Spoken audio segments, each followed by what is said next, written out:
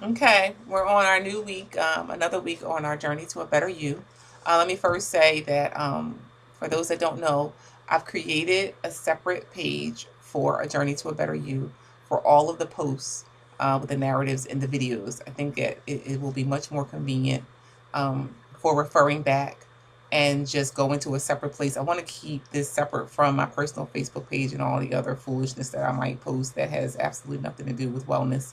So I want to have everything in one place. So I will probably make posts this week and next week, since this is like a two-part that I'm doing this week. I'll do this week and then next week, and then everything will be on the page. So you just need to go and like the page, and I'm going to post it on the page today and share it over to my personal page so that you can see the Journey to a Better You site or page, and then you can just like it.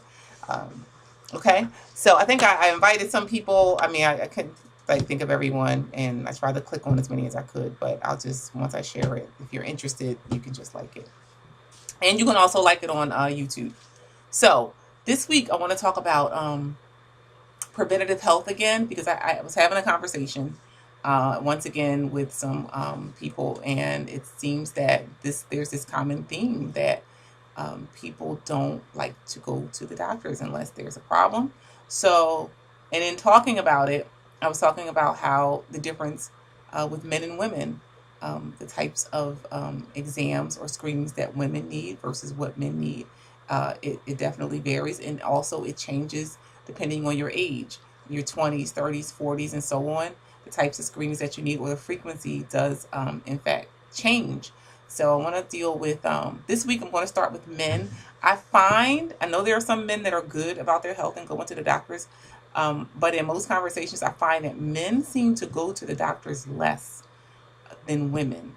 So I want to talk about the men's health this week. This will be part one, and then or the men's preventative care screenings, and then next week I'll do women.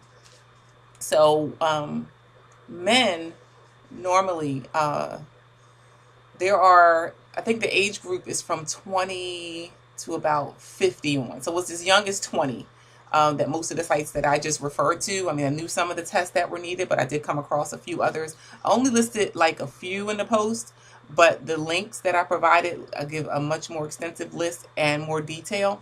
So the test that I came across, well, number one, it talked about physicals and how often men should get physicals, and in their 20s it said every 3 years was sufficient, and then when you got up to, I think it was like 20 to 39, that once you hit 40 it was at least every 2 years, and then once you hit 50 it was every year. It talked about blood pressure, and that needed to be done. I believe that was every year for all ages. There are different types of urinalysis. Rectal exams were every year. I was surprised. I guess I shouldn't have been surprised because, yeah, I think when my son got physicals, that they normally would talk about that. So, rectal exams were every year. Blood pressure, all men every year. I said that. Also, now you're coming into your not only the colorectal but your prostate, and I believe the prostate was beginning at age 40. So if you're 40 and you haven't had a prostate exam, you need to get a prostate exam. Colorectal screenings. I mean, I know it sounds like, it's a little sensitive topic for, I think, men more than women, but you need to get checked out. You can't just be like, I don't want anybody touching my butt. It's just kind of ridiculous. Like, if you want to live and you want to make sure that you're not having problems, and you don't want colorectal cancer, you don't want something that you can prevent. So, like, put your pride aside and just get it done. Just get it over with. And I'm not sure. I have not had one of the exams yet. I know some people that have, and I know you have to like drink this fluid and everything, and but you can read about all of that online. And also, I think I touched on dental exams and eye exams. I'm going to do one whole post on dental exams. I want to do like a separate thing, so I didn't really say too much about that. I'm really surprised a lot of people don't go to the dentist on a regular basis, and I would think that as you get older, you want to have all of your teeth. So, but we'll talk about that later. So, this isn't going to be a long post. I pretty much, that's all I really want to say.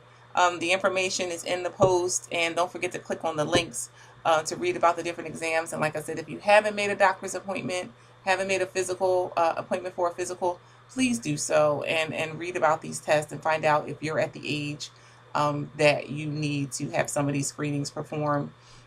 And I think that's about it. It's for younger children, like teenagers and things like that. I think the schools usually give guidelines as far as when they should get physicals. I think my son got a physical. I think they have to get physicals every year. I can't remember now, but I know my son used to get a physical every year. They had to get those forms filled out. Well, thank God, because if they didn't require that, I think, it would be an issue with kids not going to the doctors and going to the dentist regularly. So, but when we get older, we need to really remain consistent with it, because we want to maintain our health, and we want to make sure that we're living our best life. And remember, what we do now will impact the condition that we're in later. And you don't want to have something that was preventable. That would just be absolutely devastating.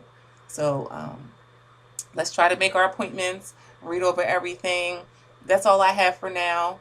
Have a great week, and I will see you on my next post. Okay, bye-bye.